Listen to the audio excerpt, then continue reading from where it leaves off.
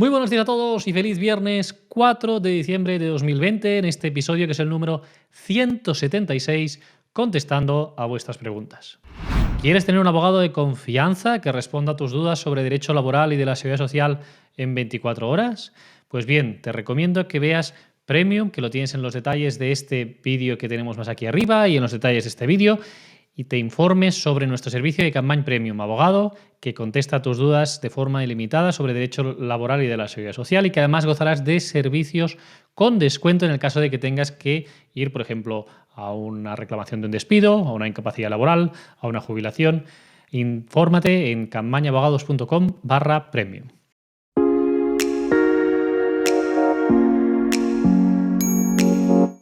¿Qué tal? ¿Cómo estáis? Espero que hayáis pasado una feliz semana. En el vídeo de hoy vamos a ver un poco los contenidos que hemos publicado durante esta semana y luego posteriormente pasaremos a contestar a las preguntas de la audiencia. Ya lo sabéis, si os gusta este tipo de vídeos os digo que le deis al like, que os suscribáis a nuestro canal y que le deis a la campana para que de esta forma os notifiquen de todos los nuevos vídeos que vamos publicando. Bien, contenidos. Cada semana, ya lo sabéis, tenemos los lunes 2 sentencias. En este caso fue de una compañera, una abogada obtuvo una incapacidad absoluta con una pensión máxima y atrasos gracias a nuestro asesoramiento por fibromialgia y depresión. Y en un caso, en un vídeo, mi compañera Nekane hizo un caso de éxito de una limpiadora con artrosis y fibromialgia a la que le reconocieron la total sin estar de baja durante todo el tiempo que me dio hasta el juicio, una cosa que nos alegan bastante los abogados de las mutuas y la seguridad social. El martes, vídeo divulgativo, en este caso de mi compañero Alberto, en el que explica los trámites y los pasos a seguir si cobras una incapacidad permanente y te mudas o cambio de domicilio. Importante este vídeo que fue comentado también en el directo del miércoles. Ya lo sabéis, los miércoles a las 5 de la tarde iniciamos un directo de forma simultánea por YouTube y por Facebook, y a partir de las 5:30 más o menos nos pasamos a Instagram Live. Así que ya lo sabéis, los tenéis colgados también tanto en Instagram como en Facebook y en YouTube para ver ese vídeo en directo que hicimos el miércoles. Y por último, ayer publicamos un blog, un artículo en el blog sobre la incapacidad permanente en el caso de los policías locales, que ya sabéis también que hay esta regulación sobre la jubilación también anticipada para los policías locales. Interesante ese artículo que habla sobre la incapacidad permanente. Bien, pues vamos a empezar ya a contestar a las preguntas de la audiencia. En este caso tenemos una pregunta, nos la hace por Facebook, Eva Berge, dice: finaliza mi excedencia por cuidado menor. ¿Puedo acogerme a una excedencia voluntaria? Bien, pues sí que es posible que te puedas acceder a una excedencia voluntaria con posterioridad al reconocimiento de esa excedencia por cuidado menor. No hay ningún tipo de problema, y en ese caso lo que sí que va a suceder es que pues perderías la posibilidad de volver a pues acceder a ese puesto de trabajo si la empresa no tiene un sitio para ti. La consecuencia de la excedencia voluntaria queda clara, es importante. Y es muy diferente a la excedencia por cuidado de menor. La excedencia sí que hay reserva del puesto de trabajo y en la voluntaria no la hay, y por lo tanto hemos de ser conscientes de esto, Eva, antes de decidirnos a optar por esa vía de la excedencia voluntaria. Muchas gracias, Eva, por la pregunta. Vamos con otra. Nos la hace Juana Domínguez. Dice: buenos días, Jorge. Yo este mes cumplo los 365 días de baja por accidente laboral y he notado que he cobrado casi 200 euros menos que respecto al mes anterior, siendo este mes el número 12 de la baja. ¿Qué puede haber pasado? ¿Pueden hacer esto? ¿Cómo puedo reclamar? Gracias. Bien, Juana, muchas gracias por la pregunta. En este caso puede ser por varias cuestiones. Por una cuestión de regularización de IRPF, que hayan cobrado un IRPF pues que no esté bien y te lo hayan regularizado ahora, por ejemplo. En cuanto a la retención, puede ser también porque ya habiendo transcurrido los 12 meses, aunque dices que es el mes 12, pues ya no haya la obligación de la empresa de pagar ese complemento del 25% que le obliga al convenio colectivo, si es así, si el convenio colectivo obliga ese complemento del 25%. Es posible que vaya por ahí. Y entonces, para tener una solución y saber el por qué, lo mejor es que te pongas en contacto con la empresa, con recursos humanos de la empresa, con la gestoría que lleve tu empresa, porque la empresa es quien durante esta baja, pues en la gestión del pago delegado, pues hace esas nóminas y puede ver por qué en este caso hay esa diferencia de 200 euros con lo que venías cobrando habitualmente en esta situación de baja por accidente laboral. Muchísimas gracias por la pregunta, Juana. Vamos con otra pregunta. Nos la hace en este caso Fran Javi. Dice: vuestro canal es como una mina de información laboral, así que me he hecho minero, me he suscrito, soy autónomo y mi pregunta es de carácter general, pero sobre todo tu opinión individual. Los autónomos pagamos mucho por cotizar en comparación con otros países de entorno, casi 300 euros la mínima, mientras que en Francia creo que es sobre los 50 euros. Mi pregunta es: ¿crees que en los próximos años bajará, se estancará o subirá? ¿Cuál es la tendencia que observas en la política laboral y oficial sobre este asunto? Gracias y ánimos, sois necesarios. Bien, Fran, muchísimas gracias por tu comentario y por las felicitaciones. En este caso, el tema de los autónomos, ¿hacia dónde va?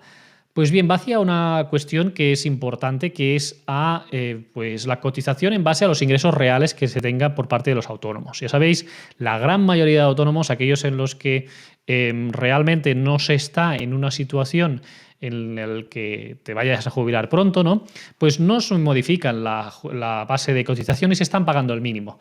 Esto es un problema, sobre todo cuando nos encontramos con una incapacidad laboral. Has cotizado el mínimo y te queda una incapacidad por absoluta, por ejemplo, muy baja, ¿no? De 800 euros o de 900 euros, porque has cotizado el mínimo durante los últimos años y te queda una pensión muy baja. Entonces se va a intentar evitar esto y asimilarlo a los ingresos, de forma que el régimen de autónomos pues se asimile un poco al régimen general, en el que la cotización es en base al salario que recibe el trabajador. Pues entonces un poco se va a hacer lo mismo. Entonces yo creo que esto, hasta ahora lo que hemos vivido con los autónomos es asemejarse lo máximo en régimen general. Por ejemplo, sabemos que ya se obliga a cotizar a los autónomos desde hace un par de años a las contingencias profesionales. Antes era optativo. Si tú querías cotizar por la contingencia de accidente de trabajo, cotizabas. Si no cotizabas y tenías un accidente laboral, no cobrabas nada porque no habías cubierto esa contingencia. Esto antes era optativo, ya es obligatorio.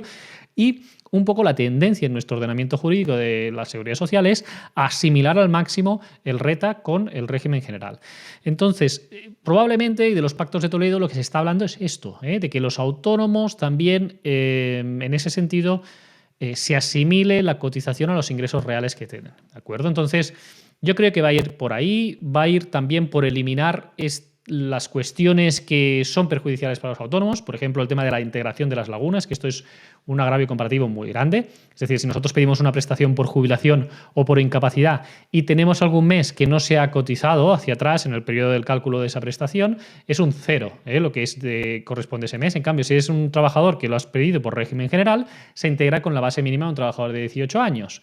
Depende de cada año, pues para ahora unos 1.050 euros, una cosa así. Entonces, esto es importante tenerlo en cuenta porque es un agravio comparativo importante. Entonces, conclusión, yo creo que se va a tender a que se pague algo más, que haya mejores coberturas en este sentido y a lo mejor se tiene que diferenciar bien cuáles son las contingencias que se protegen con el autónomo, que sean las mismas que en régimen general, pero que tengan una protección un poco especial, de forma que sea compatible con los autónomos el hecho de pagar para tener unas mejores garantías a efectos de la jubilación y de otras prestaciones que puedan tener, como la incapacidad permanente, por ejemplo.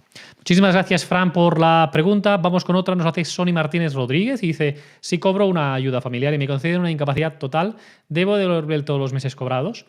Bien, todos los meses cobrados no, pero es incompatible con la incapacidad permanente y desde que te la reconocen, ¿de acuerdo? Todos esos meses que tú la hayas cobrado de forma indebida, pues sí que lo deberías devolver si no notificaste esta situación, porque son incompatibles. Gracias, Sony, por la pregunta. Vamos con otra. José Bernabé Melguizo Jiménez nos dice: tengo 65 años y hace 20 años, por sentencia judicial, me reconocieron una incapacidad total por enfermedad común y por el régimen agrícola, quedándome una pequeña pensión habiendo cotizado 16 años, pero con cotizaciones bajas. Después he cotizado 13 años en régimen general con cotizaciones más altas. Ahora, estando de baja un año por enfermedad común, y el INS me reconoce la confirmación de mi grado total argumentando el criterio 5/2012 del INS. ¿Puedo actualizar mi pensión con las cotizaciones actuales? ¿Pueden ser compatibles ambas pensiones al proceder de regímenes diferentes? Muchas gracias. Bien, lo primero es que hemos de tener en cuenta esto, que el REA en sí no era un régimen distinto como tal. Entonces, podías estar en el REA como régimen general o como autónomo. Si era como autónomo, sí que ahora puedes pedir otra en régimen general, cumpliendo los requisitos de carencia, tanto genérica como específica. Entonces, claro, tendríamos que ver primero esa resolución en concreto para ver si es posible esa actualización de cotizaciones o no. Si es por el mismo régimen o un régimen asimilado y Si es por las mismas lesiones o enfermedades, en principio no podrías, ¿de acuerdo? Si es por unas enfermedades distintas o una agravación, entonces sí que podrías solicitar esa actualización. Yo, para que acabemos de estudiar bien tu caso, te recomendaría que llames al despacho y ahí te podremos informar un poco sobre los pasos a seguir en tu caso, porque requiere de un estudio intensivo de la documentación que tengas para valorar esa compatibilidad de ambas pensiones que propones. Muchísimas gracias por la pregunta, José. Vamos con otra pregunta, nos la hace Elsa Mena Moreno. Dice: hola Jorge, el INS me ha dado una incapacidad total, trabajaba en la limpieza, por una cirugía de columna. Recibí la resolución el 28 de octubre de 2020. Mi pregunta es si puedo recurrir para pedir la incapacidad absoluta, ya que no puedo trabajar. Tengo el informe médico del cirujano y una resonancia que hicieron después de pasar el tribunal médico. Con estos dos nuevos informes, ¿puedo hacer una reclamación previa para pedir la absoluta? Gracias. Bien, lo primero, el plazo. Vamos a ver, 28 de octubre, en principio estás en plazo aún para presentar una reclamación previa, porque son 30 días hábiles, pero más o menos justito. Entonces sí que podrías, mira lo del plazo de los 30 días hábiles para ver si estás dentro de plazo. Lo segundo, una absoluta solo por un tema de espalda es muy complejo. No se suelen reconocer. Normalmente hay dos criterios, ¿no? Para un tema de raquis que pueda haber una absoluta. El primero y más importante es que tengas claudicación a la marcha a distancias cortas. ¿Qué quiere decir esto? Que no puedes andar más de una serie de metros, más de 100 metros, sin tener que parar. Entonces eso se da porque el trabajador tiene tal dificultad al acceso al trabajo, a los desplazamientos, que se entiende que no puede hacer ningún tipo de trabajo. Y la segunda es por la sedestación. La sedestación se dan muy pocas incapacidades absolutas. Quiere decir que una persona no puede estar sentada durante 10 minutos, un cuarto de hora y que no puede estar ni sentada, ni coger esfuerzos, ni estar de pie y demás. En esos casos también se puede dar la absoluta.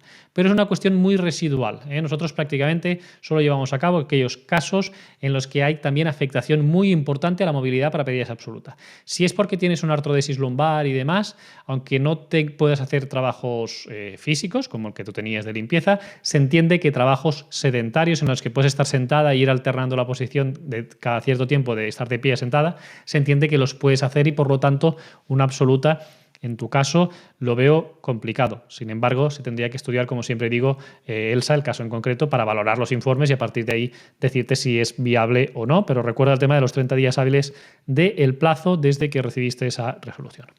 Muchas gracias, Elsa. Vamos con otra. Cintia Bonada dice: la pensión no contributiva es de por vida. Gracias. Muy buenos tus vídeos.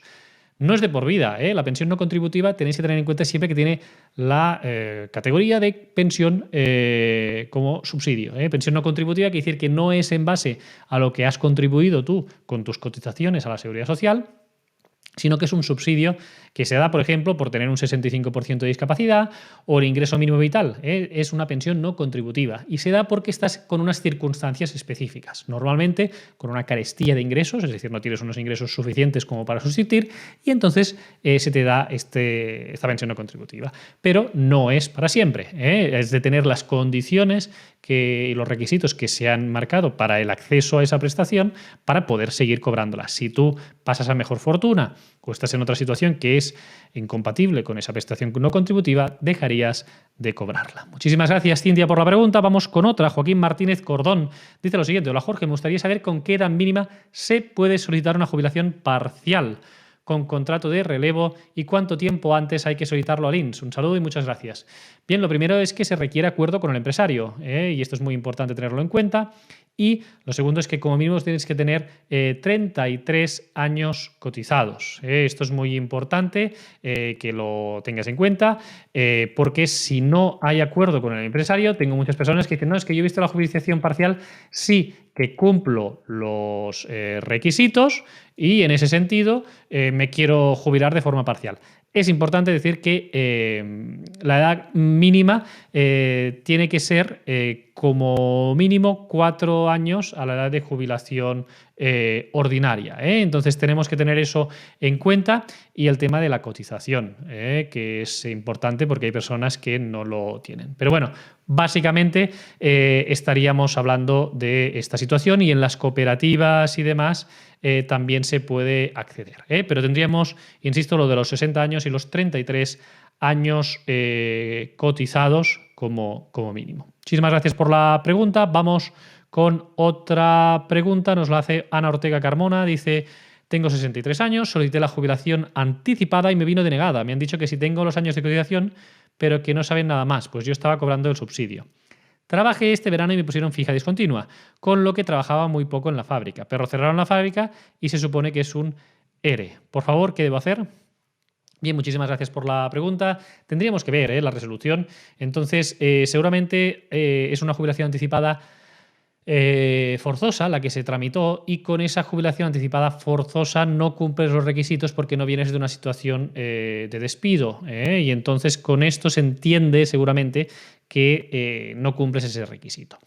Para la jubilación anticipada voluntaria, de la de los 63 años, se requiere que tengas una cotización a la Seguridad Social y que, por lo tanto, a lo mejor es por ese motivo, porque no tienes los años cotizados suficientes, 35 como mínimo, para poder acceder a este tipo de jubilación anticipada voluntaria. Entonces yo, insisto, también tendríamos que ver el caso en concreto, cuál es el motivo de denegación, ver bien tu vida laboral y en base a eso ver si se puede reclamar o no esa jubilación, para lo que te recomiendo que puedas ponerte en contacto por teléfono con el despacho y así pues podamos estudiar cómo encauzar tu tema. Bien, vamos con otra pregunta. Gracias, Ana. Joana Baile, Línea Dance, dice: tengo 69 años y cobro 375 de pensión por viuda separada, por pensión compensatoria. No llego ni para pagos. ¿Tengo alguna posibilidad de pedir alguna ayuda? Coticé unos 3 años. Gracias. Acabo de ver su canal y tiene una nueva suscriptora. Bien, Joana, si me gusta, muchas gracias por suscribirte a nuestro canal. Y en este caso podrías solicitar el ingreso mínimo vital. Te recomiendo que entres en la web de la Seguridad Social y ahí busques el simulador que hay del ingreso mínimo vital, te va a hacer unas preguntas y como tienes una pensión solo de 375 euros, es posible que en función de con quién estás conviviendo y demás, pues te puedan reconocer este ingreso mínimo vital y de esta forma el ingreso mínimo vital complementaría esa pensión de viudedad que estás cobrando. Muchísimas gracias por la pregunta. Vamos con otra. Nos la hace Pilar Porcuna Villalón. Dice: mi marido tiene una incapacidad total revisable en 2 años y creemos que en la empresa en la que trabajaba va a hacer un concurso de acreedores. Supuestamente le debería guardar el puesto de trabajo y no sabemos qué hacer, porque aunque el médico le ha dicho que cree que no va a tener mejoría, no sabemos lo que el tribunal médico dirá en 1 año y medio. Gracias. Bien, se tiene que tener en cuenta aquí una cosa que es bastante importante, que es el hecho de que por mucho que tengamos ese derecho a la reserva del puesto de trabajo, no podemos solicitarlo si no nos revisan la pensión de incapacidad. Si la revisaran en el plazo de dentro de estos 2 años y la empresa estuviera en concurso y aún estuviera activa, sí que se podría pedir, y entonces se podría pedir una acción de despido porque no te aceptan esa reincorporación y podrías cobrar parte de la indemnización que tuvieras derecho por el tema del concurso de acreedores. Ahora bien, sí, esa revisión es posterior a ya que haya el concurso y ya que se haya declarado el concurso finiquitado y demás, pues no tendremos derecho a readmitir porque esa empresa ya no va a existir, ¿de acuerdo? Por lo tanto, no es nada que se pueda avanzar. Esperemos y deseemos que lo más probable es que no haya esa revisión de grado y que por lo tanto podáis seguir beneficiándose de esa incapacidad total que tiene reconocida tu marido. Muchísimas gracias, Pilar, por la pregunta. Vamos con otra pregunta. Nos hace Manuel Serrano García. Dice: ¿se puede conseguir una jubilación ordinaria mucho después de cumplir la edad reglamentaria con una incapacidad absoluta? Bien, muchísimas gracias. Sí que puedes pedir la jubilación. En este caso, lo único que tienes que tener en cuenta, Manuel, aunque tengas una incapacidad absoluta, es que la puedes pedir siempre y cuando cumplas los requisitos para poder jubilarte. Hay unos requisitos que es muy básico, que es el de tener 15 años cotizados, que seguramente lo tendrás, pero hay otro que a lo mejor no lo cumples y es importante, que es que debes haber cotizado 2 años en los últimos 15. ¿De acuerdo? Si han pasado muchos años desde que tú has estado activo, pues no te va a valer la pena.